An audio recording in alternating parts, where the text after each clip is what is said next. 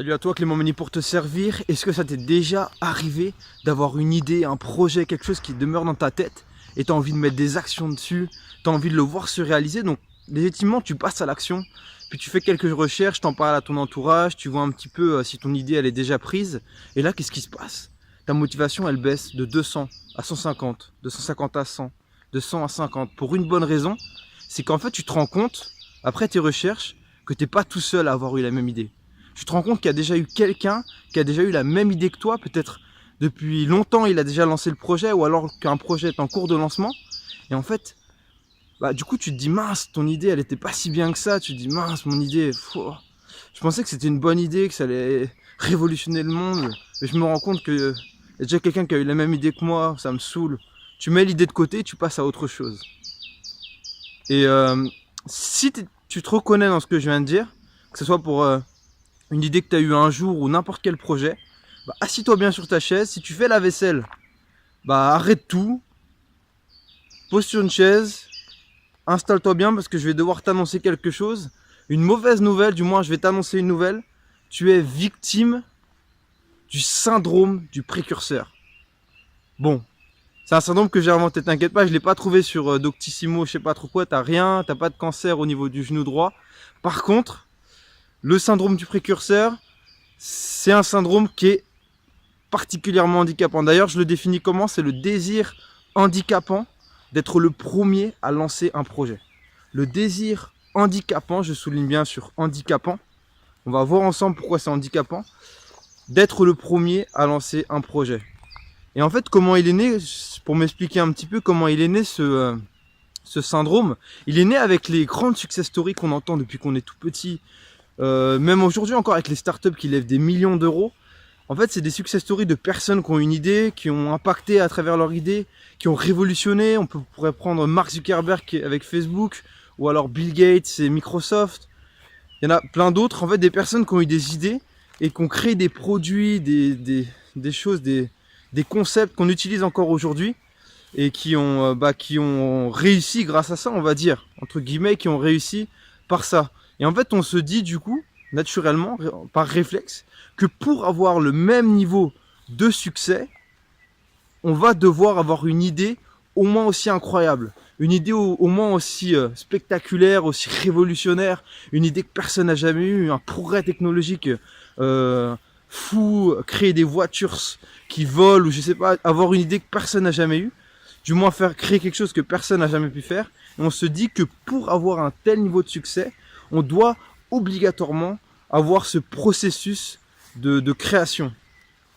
Et en fait, j'étais dans cette situation quand aujourd'hui je suis graphiste et webmarketeur pour les églises et les organismes chrétiens, les projets chrétiens. Quand je me suis lancé, je voulais ouvrir une agence de communication, avoir une équipe, gérer des projets de fou, vraiment faire un truc de malade. Et en fait, je me suis dit, vu le besoin que je voyais autour de moi, des sites internet qui craignaient des églises, des logos qui étaient trop vieillots, etc. Je me suis dit, je suis certainement le premier à avoir eu cette idée. Parce que le besoin est tellement présent. Et en fait, je commence à faire des recherches et puis je me rends compte que mince, il y a déjà d'autres personnes qui ont eu la même idée que moi. Et puis depuis plusieurs années en plus, ils avaient ouvert des agences de communication, il y en a 3 je crois. Et le pire dans tout ça, c'est qu'ils étaient ultra performants. Enfin, je veux dire, ils faisaient du travail de qualité, ils avaient un vrai impact, un vrai réseau, ils étaient ancrés depuis bien longtemps. Et du coup, moi, je suis venu comme ça et je me suis dit, bon mon idée, elle était pas top en fait. Mon idée, elle est pas si cool que ça. Je pensais que ça allait être une idée de fou, mais en fait, je me rends compte que je suis pas le seul à l'avoir eu. Donc, par réflexe, j'ai mis un petit peu cette idée de côté et j'ai cherché autre chose. Mais il y a une image qui m'est venue juste ensuite. Et en fait, par cette image, c'est grâce à ça que je me suis lancé et qu'aujourd'hui, ça fonctionne. Je vais te la partager après, t'inquiète pas, on va en venir. En fait, quand tu vas te lancer, tu vas faire face à 2 situations. La première, tu vas commencer à faire tes recherches et tu vas être le premier, du moins on va dire, tu vas être le seul à avoir eu cette idée. Et deuxièmement, en fait, tu vas te rendre compte qu'il y a déjà quelqu'un, ou du moins plusieurs personnes, qui ont eu la même idée que toi. Et en fait, ce que je vais contrecarrer deux mentalités qu'on a, du moins 2 cultures qu'on a face à ces situations, pour te dire que si tu es tout seul, ça peut être mauvais signe. Au contraire, souvent on se dit, ouais, j'ai une idée de fou. En plus, tu l'as dit en chuchotant pour éviter qu'on te la pique. J'ai une idée de fou et tout. je suis tout seul à l'avoir eu, j'ai pas envie de me la faire piquer. Mais en fait, non, ça peut être très mauvais signe. Ça peut vouloir dire que le besoin n'est pas vraiment réel, qu'il y a personne qui a trouvé vraiment légitime de créer un projet sur ça. Peut-être que quelqu'un l'a déjà fait, mais qu'il y a eu un mauvais retour entre le marché et l'entrepreneur. Et au contraire, s'il y a déjà eu quelqu'un, et donc dans ma situation, bah ça veut tout simplement dire que le besoin est bien réel, et que si le besoin est bien réel, c'est normal qu'au bout d'un moment, quelqu'un se lance. Et donc ça peut être bon signe, donc ça prouve que le besoin est bien réel, mais ça prouve aussi qu'il y a un bon retour du marché, et qu'il y a vraiment un travail à faire sur plusieurs années. Si ça marche, c'est encore meilleur signe. Donc voilà, donc dans tous les cas, première, deuxième situation, c'est pas une finalité qu'il y ait du monde ou qu'il y ait personne. Ce que tu retiens, c'est que c'est pas une finalité. Le principal, c'est que tu essayes, tu verras bien. Essaye, lance ton projet, lance ton idée, investis dans ce besoin que tu vois. Même si vous êtes plusieurs, c'est pas grave, essaye. Tu verras bien le retour qu'il y a, si ça fonctionne. Si ça fonctionne pas, tu réajustes, tu vois, et puis tu analyses. Et c'est comme ça que ça va se faire, quoi qu'il arrive. Mais te bloque pas parce qu'il y a déjà quelqu'un qui le fait déjà, qui a déjà eu la même idée que toi. Ne te bloque pas pour ça, je t'en prie. D'ailleurs, personnellement, je vais te partager l'image qui m'était venue. En fait, quand j'étais dans cette situation-là, prêt à laisser mon projet de côté, bah, j'ai eu l'image des électriciens. Les électriciens, en fait, il y en a beaucoup en France, il y en a des milliers. Et à vrai dire, dans le monde, il y en a bien plus que des milliers. Je pense que je connais pas exactement le nombre. J'aurais peut-être dû regarder avant de faire cette vidéo, mais c'est pas très intéressant au final. En fait, des électriciens, il y en a beaucoup, mais le besoin est toujours réel, le besoin est toujours présent. Tu construis une maison, tu auras toujours besoin d'un électricien. Tu as une panne d'électricité, tu as besoin d'un électricien. Tu veux installer un nouveau système électrique ou je sais pas quoi, bah tu auras besoin d'un électricien. Il y en aura beau en avoir beaucoup, le besoin sera toujours réel et il sera touché tous les habitants, dans toutes les maisons, etc. Ça n'empêche pas que c'est pas une idée de fou de devenir électricien. Tu vas en parler à tes amis, ça y est les amis, imagine le scénario un petit peu. Installez-vous, t'invites tes amis chez toi, installez-vous, asseyez-vous, j'ai une histoire de ouf, enfin j'ai une idée de fou à vous raconter. Bah, plus tard, je sais que vous vous demandez ce que je vais faire plus tard, bah ça y est, j'ai trouvé, je vais devenir électricien. Les gens vont pas se dire, waouh, électricien, c'est une idée de malade. J'ai jamais entendu quelqu'un dire ça, je sais pas ce que c'est. Personne n'a jamais, enfin, tu vois ce que je veux dire. C'est pas une idée de fou, mais pourtant ça n'empêche pas qu'aujourd'hui, si tu te lances en électricien, ça peut très bien fonctionner pour toi. Tu peux même innover dans l'électricité, tu peux apporter des progrès technologiques en électricité. Rien ne t'empêche de faire ça.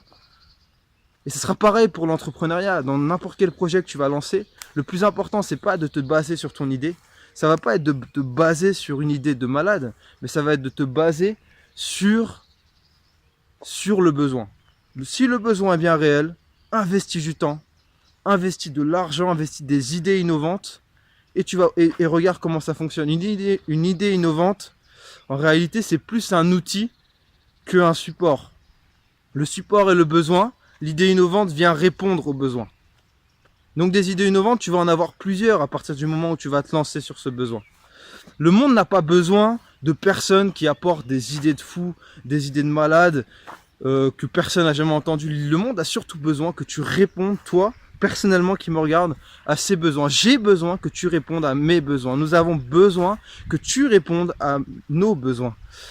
Et donc ça va passer par toutes sortes de choses qui sont au-delà de ce qu'on pourrait penser. D'ailleurs, petite parenthèse pour revenir sur ce que je disais sur Facebook, Mark Zuckerberg. Faut savoir, et souvent on pense que c'est le premier réseau social, et non, c'était pas le premier réseau social. Mark Zuckerberg n'a pas inventé le réseau social. Il a juste vu le besoin des gens d'être en relation sociale, même à distance, de revoir d'anciennes personnes, de pouvoir recommuniquer avec d'autres personnes. Il a investi dans ce besoin.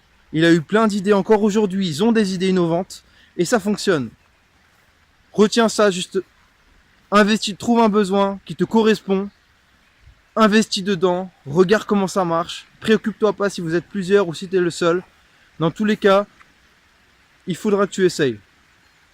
Je te laisse avec ce beau paysage. On se retrouve à demain pour un podcast ou une vidéo, je sais pas trop encore. Mais en tout cas, ciao, c'était Clément pour te servir.